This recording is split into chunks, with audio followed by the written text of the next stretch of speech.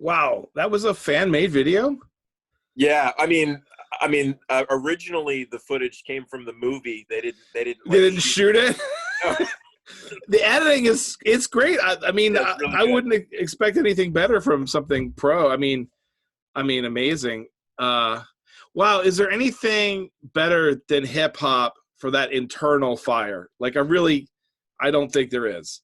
I think you're right, and I think that's because it feels like it comes from an authentic place, which obviously hip hop, when it's at its best, feels like it's people being honest about their feelings, their experiences, their perceptions.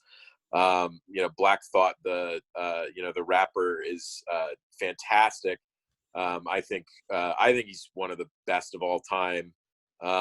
His flow is great. His command of the English language is excellent. But then, of course, you've also got a full, like, I don't know, 8 or 9 piece band that Right. backs him up. Yeah.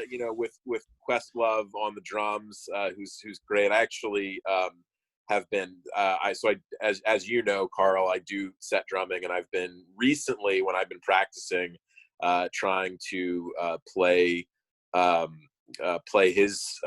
his grooves, just because I think it's valuable to kind of think about playing, think about beats from a different genre than rock, which is normally where I play. Well, and kind of coming off that quantized feel into a much looser feel Yeah, that Questlove has famously. yep, Yeah. But there's so much more when you're sliding around artfully on the beat the yep. way he does. It moves you forward.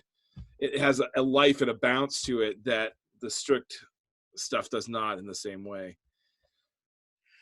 So yeah, the Roots were one of the first. I watched I realized many years ago that basically, as you know, you and I were both raised. We didn't really hear much, if any, rap, and I just realized that was something I wanted to rectify. And VH1, back when I had cable, played a top 100 hip hop songs of all time, and it had, I think, back to back, it had Diggable Planets and the Roots, and I think it was. I know it was cool like that, but then I think you.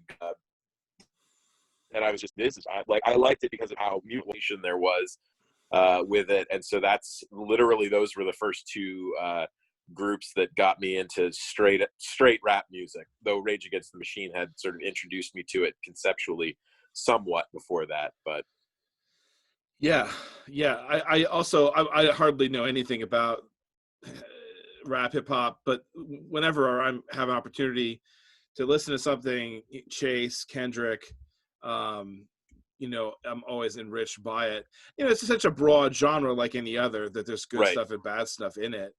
yeah, And as with, in my opinion, any other genre, the poppier it gets, the worse it is often, not always. I love that's some yeah. pop music, but um, some of it is crafted so carefully. But anyway, I'm getting myself into trouble. Fire, the internal fire. Yep.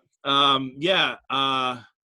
Which, I mean, sports movies generally, again, do that so well. Boxing in particular, because it's so solo. I mean, it Right, is for solo. sure.